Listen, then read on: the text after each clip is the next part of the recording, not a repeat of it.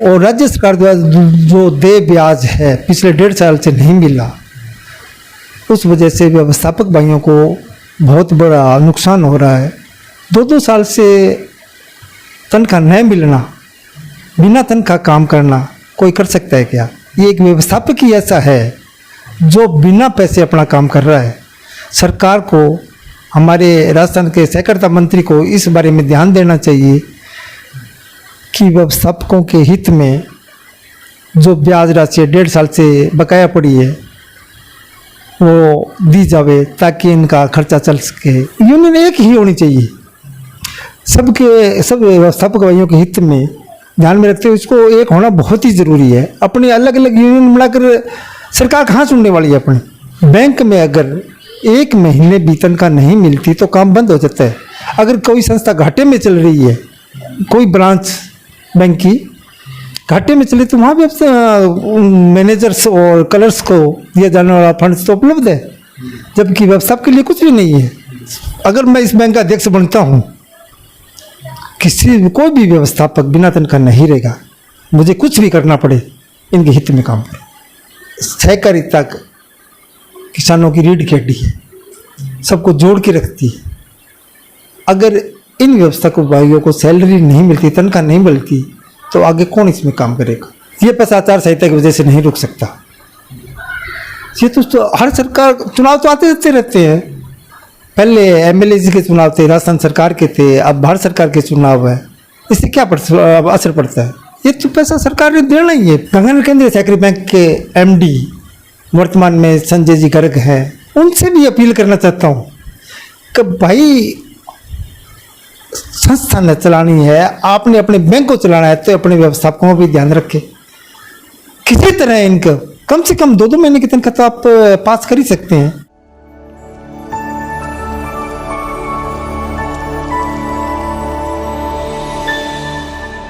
नमस्कार मित्रों, मैं इंदर कुक्कड़ और आप देख रहे हैं एमडब्ल्यू न्यूज़ मुखर वक्ता।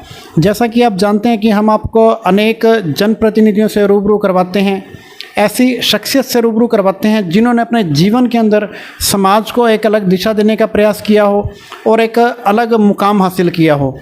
उसी कड़ी में आज हम आपको ऐसी शख्सियत से मिलवाएंगे। हालांकि ये पहली बार नहीं है, दूसरी तीसरी बार मिलवा रहे हैं। नाम है कृष्ण लाल जी छिंपा, जो कि 4 ML ग्राम सेवा सहकारी समिति के कर्मचारी के रूप में शामिल हुए और उसके बाद में व्यवस्थापक बने। लगभग 32-33 साल अपना जो पूरी की पूरी उम्र इन्होंने इस संस्था को दी है और इस संस्था को आगे बढ़ाने में किसी भी तरह की कोई कमी छोड़ी नहीं। और आज इस संस्था की अगर बात करें तो बहुत ही अच्छी कंडीशन में है। और जहाँ गांव-गांव ढानी में काम करने वाले समस्त व्यवस्थापकों की बात करें, कर्मचारियों की बात करें, तो आज की जो कंडीशन है, जो आज का जो समय है, लगभग 1.5 साल हो गए हैं, ब्याज नहीं आया है। और बहुत सारी समितियों में हालात ये हैं कि 2-2 साल से वेतन नहीं ले पाए हैं पैक्स कर्मी। ऐसी चर्चाओं के बीच में आज इनसे चर्चा करेंगे, छिंपा जी से। आज सोसाइटी के अध्यक्ष हैं पिछले 15 महीने से। हालांकि इनकी जो संस्था है शानदार है, बहुत बढ़िया है, अच्छे तरीके से चल रही है और इन्होंने ही इनको सिंचा है और बहुत ऊंचे स्तर पर लेकर गए हैं। इनसे जानेंगे और आगे की क्या योजना है और क्या कहना है राजस्थान के समस्त पैक्स कर्मियों का और क्या राय देंगे। तो सबसे पहले छिंपा जी, आपका बहुत बहुत स्वागत है हमारे चैनल में। एमडब्ल्यू न्यूज़, इंदर कुमार जी, आपका हमारी संस्था में स्वागत है। बहुत बहुत धन्यवाद। तो छिंपा जी, सबसे पहले तो आप बताएं कि अपने बारे में थोड़ा सा संक्षेप में आपका जो आज तक का जो जर्नी रही है, एक सहायक व्यवस्थापक के रूप में 4 ML ग्राम सेवा सहकारी समिति में आपने ज्वाइन किया और उसके बाद में आज उसी संस्था में आप अध्यक्ष हैं, और कैसा आपको फील हो रहा है? शुरू से लेकर एंड तक की थोड़ी सी कहानी बताएं। इंदर कुमार जी, लगभग 32-33 साल पहले इस संस्था को एक सहायक व्यवस्थापक के रूप में मैंने अपनी सर्विस स्टार्ट की। उस टाइम में संस्था के पास अपना भवन नहीं था। हम एक बैग लेकर गांव-गांव ढाणी घूमते थे, तो उसी के थ्रू ही किसान भाइयों से संपर्क कर रिकवरी करना, उनको लोन देना, ये कार्रवाई चलती रहती थी हमारी। 90 तक हमारे पास संस्था के लिए में कोई भी गोदाम या भवन नहीं था। पटत तो था हमारे पास बहुत पहले से, पर हमारे पास ओन फंड नहीं था। उस टाइम हमें मेरे को तनख्वाह मिलती थी 660 रुपये, फिक्स भी पर रखा था मेरे को।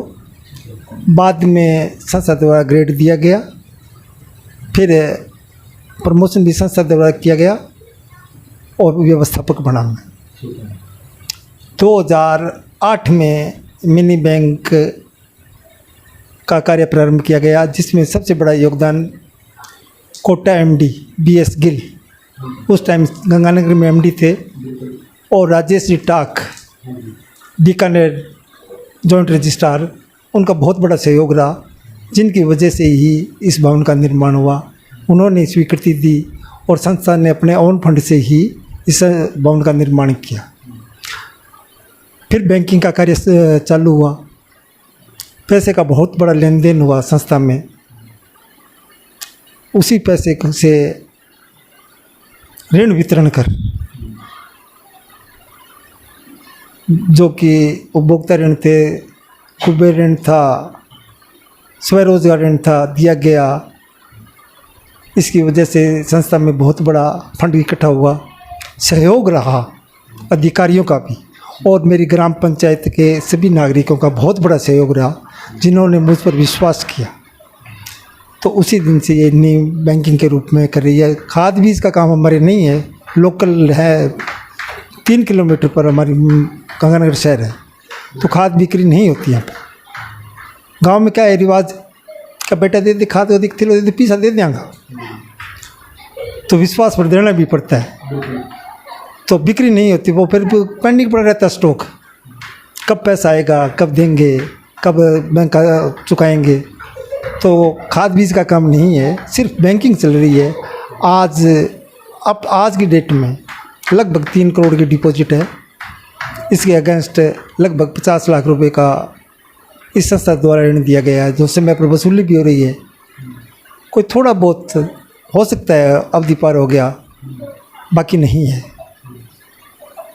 ये एक संजोग ही है मालिक का। तो जिस दिन मैं इस संस्था ने मैंने ज्वाइन किया तो 660 रुपये, रिटायरमेंट पर मेरी 55,000 रुपये सैलरी थी। इसी संस्था में 2008 में मेरा बेटा सहायक था। मेरे रिटायरमेंट के बाद उसने अपना कार्य संभाला, आज वो व्यवस्थापक है, संस्था का अच्छी तरह से काम कर रहा है, कहीं कोई किंतु परंतु नहीं है। तो छिपा जी, अब बात करें आज की, जो आप 1.25 साल हो गया, जैसे अब इस बीच में चुनाव भी आए आपके रिटायरमेंट के बाद में, और आप अध्यक्ष भी बने। कैसा फील करते हैं आप अध्यक्ष बनने के बाद में?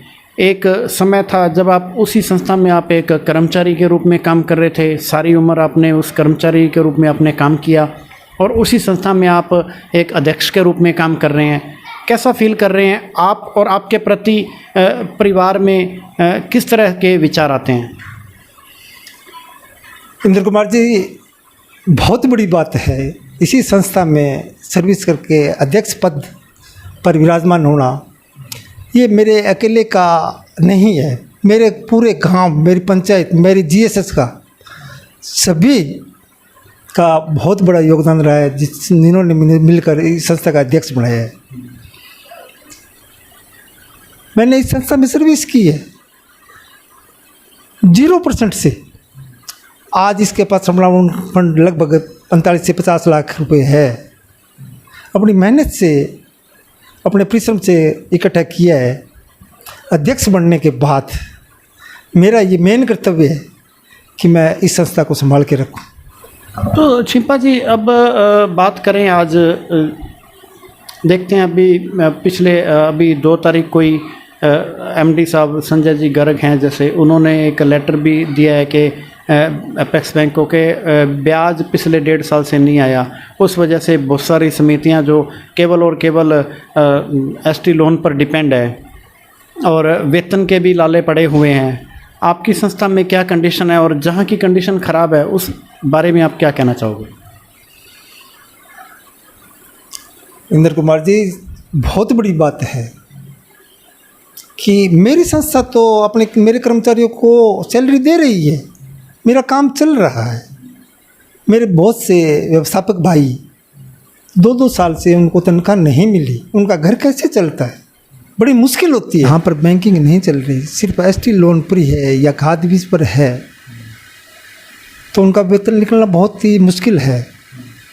और राज्य सरकार द्वारा जो देय ब्याज है पिछले 1.5 साल से नहीं मिला, उस वजह से व्यवस्थापक भाइयों को बहुत बड़ा नुकसान हो रहा है। 2-2 साल से तनख्वाह न मिलना, बिना तनख्वाह काम करना कोई कर सकता है क्या? ये एक व्यवस्थापक ही ऐसा है जो बिना पैसे अपना काम कर रहा है।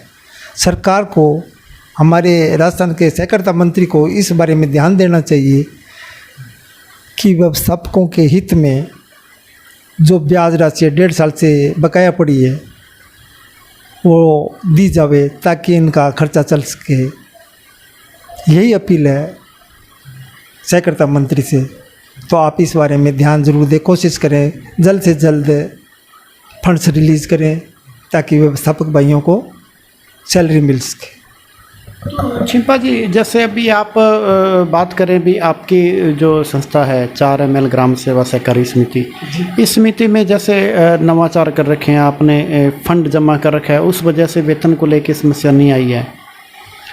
और जो पिछले 2 साल से वेतन नहीं ले पाए हैं, आज अगर मान लो, क्या अगर बैंक अगर नुकसान में हो, 1 महीना भी अगर ऐसा हो कि मतलब बैंक के जो स्टाफ को अगर वेतन नहीं मिले, क्या वो काम करेंगे? ये नारा भी निकल के सामने आ रहा है कि वेतन नहीं तो काम नहीं।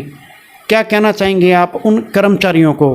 और जैसे अभी ज़िले की एक यूनियन भी बनी हुई है, स्टेट की यूनियन की बात करें तो 4 यूनियन है, वो सभी को पता है। उसी कहीं ना कहीं वही कारण तो नहीं है यूनियन का जो है अनेक टुकड़ों में बंट जाना, कहीं वही कारण तो नहीं है? अगर वही कारण है तो फिर ये काम क्यों कर रहे हैं और यूनियन क्या कर रही है? क्या कहना चाहेंगे इस बारे में? इंद्र कुमार जी, एक गट्ठर लकड़ी का एक अकेला आदमी नहीं तोड़ सकता। अगर 4 आदमी इकट्ठे होकर उसको तोड़ना चाहते बड़ी आसानी से तोड़ सकते हैं। तो मैंने समझा यूनियन एक ही होनी चाहिए, सब व्यवस्थापक भाइयों के हित में ध्यान में रखते हुए इसको एक होना बहुत ही ज़रूरी है। अपने अलग अलग यूनियन बनाकर सरकार कहाँ सुनने वाली है अपने? अगर सरकार पर अपने दबाव बनाना चाहते हैं या सरकार से कुछ लेना चाहते हैं तो हमें एक होना ही पड़ेगा। 2-2 साल से व्यवस्थापकों को तनख्वाह नहीं मिलती। कितना कि मतलब कितने कर्मचारी है संस्था में? 12-13 हज़ार होंगे सर राजस्थान में। तो या तो इनको राजस्थान सरकार का कर्मचारी बना दे या बैंक का कर्मचारी बना दे। अगर ऐसा करता है तो एक तो व्यवस्थापक भाइयों को अपना घर चलाने में कोई आपत्ति नहीं होगी। इसी को अगर अपने बैंक पर ले लें, बैंक में अगर 1 महीने वेतन का नहीं मिलती तो काम बंद हो जाता है। अगर कोई संस्था घाटे में चल रही है, कोई ब्रांच बैंक की घाटे में चले, तो वहाँ भी मैनेजर्स और कलर्स को दिया जाने वाला फंड्स तो उपलब्ध है, जबकि व्यवस्थापक के लिए कुछ भी नहीं है। इसीलिए सभी यूनियन को इकट्ठा होकर इस हित में सोचना चाहिए। राजस्थान सरकार अपना कर्मचारी बना ले। सहकारिता मंत्री से अपील है मेरी, बनाइए इनको राजस्थान सरकार का, बनाइए इनको बैंक का कर्मचारी, ताकि संस्था का विकास हो। मुझे कोई आपत्ति नहीं जो व्यवस्थापक अगर सरकार का बने या बैंक का बने, इनका ट्रांसफ़र कहीं भी हो, कर सकते हो आप, जहाँ मर्जी कर सकते हो। घर चलाने के लिए खर्चा चाहिए, वो तो इनको मिले। बहुत से व्यवस्थापक भाई अभी रिटायर हुए। मैं 2018 में रिटायर हुआ, उसके बाद में बहुत से व्यवस्थापक भाई हुए रिटायर हुए। एक सबवाड़ा है मेरे नज़दीक, एक केरल NP है, आज तक उनको कोई फंड नहीं मिला। 2-2 साल की सैलरी पेंडिंग पड़ी है। सो ये तो बहुत गलत बात है सर, इस तरफ सरकार को ध्यान देना चाहिए। तो चिंपा जी, जैसे अगर बात करें आपके 32 साल के करियर में, क्या कभी कोई ऐसा पहले भी देखने को मिला, ऐसा कभी किसी समय में आपने कोई याद आता हो, ऐसा कभी हुआ हो जो आज हो रहा है इस पैक्स कर्मियों के साथ में, क्या कहना चाहोगे? देखो जी, पहले क्या था कि व्यवस्थापक भाइयों को ऋण खाते पैसा डालकर इनको वेतन का भुगतान कर दिया जाता था। आज वो व्यवस्था नहीं है। एमडी चाहकर भी ऋण खाते में राशि डालकर इनको सैलरी नहीं दे सकता। अपना कमाओ और अपना खाओ, इस सिद्धांत पर ये संस्था चल रही है। इसके मालिक तो बहुत है। सबसे पहले इसका मालिक हो गया बैंक हो गया, कोऑपरेटिव बैंक हो गया, सरकार हो गई। देने के लिए दोनों के पास कुछ नहीं है। तो इस बारे में ध्यान देना बहुत ही ज़रूरी है। सभी भाइयों को इकट्ठा होकर काम करेंगे तभी ही अपने इस उद्देश्य में कामयाब होंगे। अन्यथा अलग अलग यूनियन बना लो, कोई फ़ायदा होने वाला नहीं है। तो चिंपा जी, अगर अपने बात करें कि आज जैसे आप अध्यक्ष भी बने हैं और एक बैंक का चुनाव होना भी बाकी है, उस बारे में क्या कहना चाहोगे आप? कि जैसे अभी बहुत टाइम हो गया आपको भी, जैसे 1.25 साल हो गया अध्यक्ष बने को, उसके बाद में अभी वार्ड का गठन ही नहीं हुआ, बैंक का चुनाव भी होना है, उस बारे में क्या कहना चाहोगे?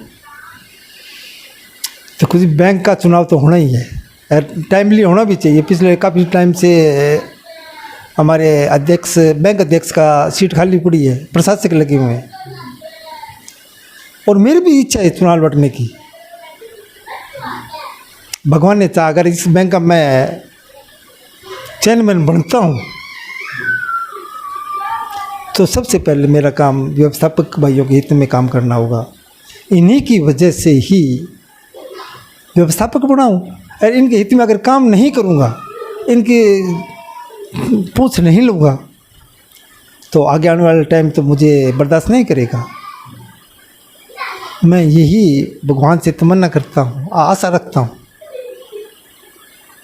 कि इन व्यवस्थापक भाइयों का भला हो किसी भी तरीके से। मेरे अध्यक्ष, अगर मैं इस बैंक का अध्यक्ष बनता हूँ, कोई भी व्यवस्थापक बिना तनख्वाह नहीं रहेगा। मुझे कुछ भी करना पड़े, इनके हित में काम करूँ।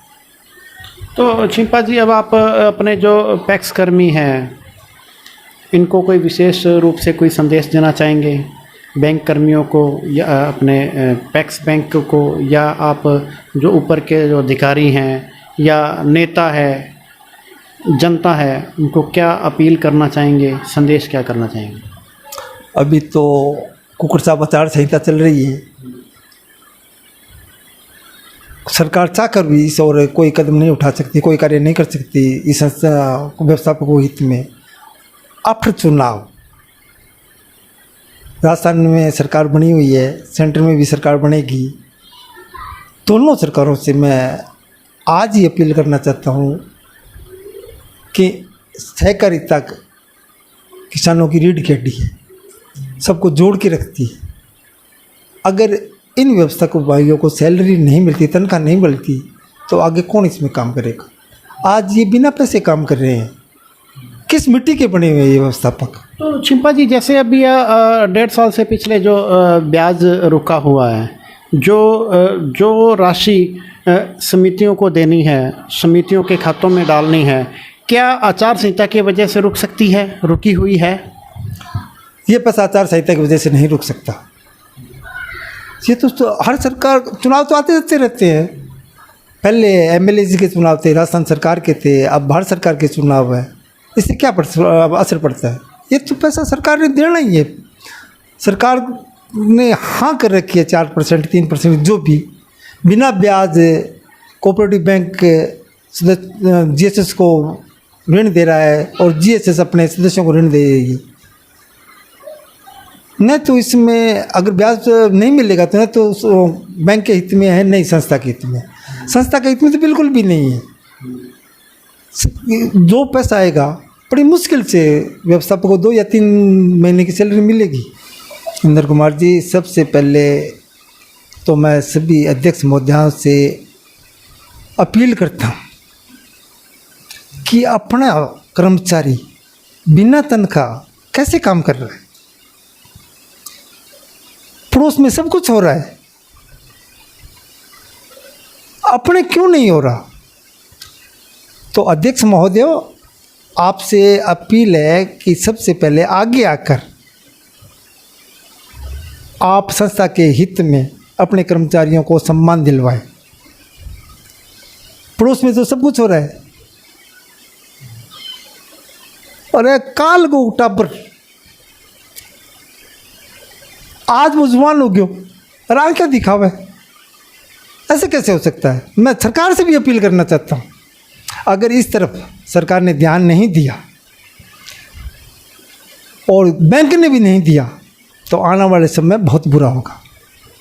ये अगर एक संगठन में आ गए ना, उस दिन इस संस्था का और सहकारिता का बट्टा बिठा देंगे। काम नहीं तो दाम नहीं। तो ये काम कर रहे हैं फिर भी दाम नहीं है, क्यों? सरकार को भी सोचना चाहिए। और अपने अध्यक्ष महोदय, आप तो विशेष रूप से इकट्ठे होकर अपनी संस्था को बचाए रखने के लिए इस हित में काम करें। बिल्कुल सही बात है छिंपा जी, क्योंकि क्या है कि अगर कर्मचारी संतुष्ट होगा तो काम में बढ़ोतरी होगी। और हम देखते हैं भी, जैसे आपकी समिति को आपने बहुत बढ़िया बना रखा है और समिति को आज की कंडीशन ये है कि आपकी समिति से वेतन की कोई समस्या नहीं आ रही है। बहुत सारी समितियों में वेतन की समस्या आ रही है जो सिर्फ़ और सिर्फ एसटी लोन पर डिपेंड है।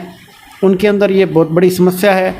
या तो उस समिति को, संस्था को इस लायक बना दें कि वहाँ से भी एसटी लोन का ब्याज चाहे आए, देर आए, लेकिन वेतन फिर भी मिलता रहे।